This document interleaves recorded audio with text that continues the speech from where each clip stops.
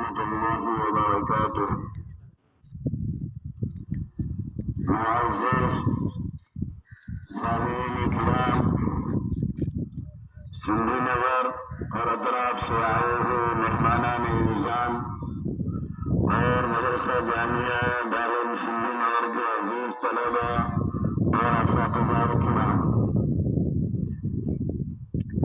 اللہ تعالیٰ کا بڑا کرم اور احسان ہوا ہے کہ اس نے ہماری زندگیوں کے اندر برکت عطا فرمائی اور آج کا یہ خوشی یوم جمہوریہ 26 جنوری کے دن کا موقع ہمیں عطا فرمایا۔ ہمیں یہ تاریخ یاد رکھنی چاہیے کہ ہم 26 جنوری کیوں منا رہے ہیں۔ اس لیے منا رہے ہیں کہ ہمارا یہ ملک ہندوستان انگریزوں کی غلامی میں مسلمان اور برادران وطن 250 سال سے زائد کے عرصے تک جو ہے انگریزوں کے تلے چاٹنے میں رہا، ان کے کہنے کے مطابق چلتا رہا۔ جھنڈا تو آئے گا ہی نہیں۔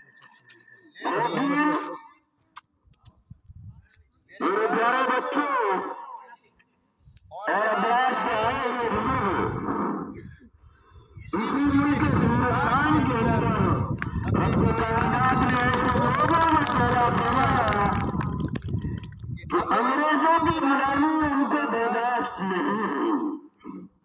اور انہوں نے ہندو مسلم سکھ عیسائی جتنے بھی ڈاکٹر صاحب آگے لے آؤ، صاحب کے آگے کرسی مت ڈاؤن۔ انہوں نے اس پر زور کر یہ مشورہ کیا، طے کیا کہ ہمیں انگریزوں سے اپنے ملک تن من دھن کی بازی لگا کر آزاد کرانا ہے۔ تو الحمدللہ وقت کی قلت ہونے کے ناطے میں صرف اشارتاً آپ کو بتا رہا ہوں کہ ہمارا یہ ملک 15 اگست کو آزاد ہو گیا اور نئی میدان یعنی قانون جو بنا یہ 26 جنوری کو لاگو ہوا اور 26 جنوری ہی سے ہمارا ہندوستان جو قانون بنایا اس وقت اس کے تحت چل رہا ہے اور اللہ کی ذات سے امید ہے کہ اسی قانون کے تحت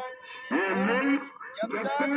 اللہ تعالیٰ اپنی قدرت کاملہ سے قیامت برپا نہیں کریں گے اس وقت تک چلے گا۔ ہندوستان میں بہت سے ہمارے ملک کے لوگوں کے ذہن میں یہ بات پیدا ہوتی ہے کہ ہم اس قانون سرحد کے سمت پہ چلا رہے ہیں، نہیں چل سکتا۔ قانون ہندو مسلم سکھ عیسائی اس وقت کے جو دانشوران تھے انہوں نے جو بنایا ہے قانون، اسی قانون کے تحت یہ ملک چلے گا، چلتا تھا،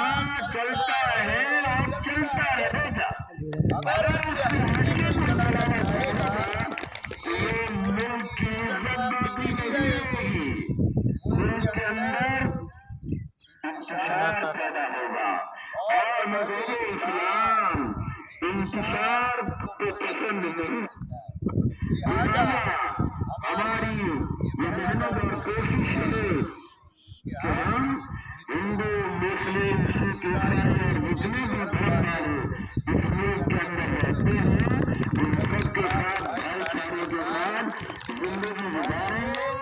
اسی کی میں آپ کو اپیل کرتا ہوں، درخواست کرتا ہوں، خاص طور سے میرے پیارے بچوں سے گزارش کرتا ہوں کہ ہماری دینی معلومات کے ساتھ ساتھ ہمارے ملک ہندوستان کا جو قانون آئین بنا ہوا ہے اس کی معلومات بھی ہمیں ہر وقت رکھنا ضروری ہے، کیونکہ ہم ہندوستان کے ناگرک ہیں، ہم یہاں کے باشندے ہیں،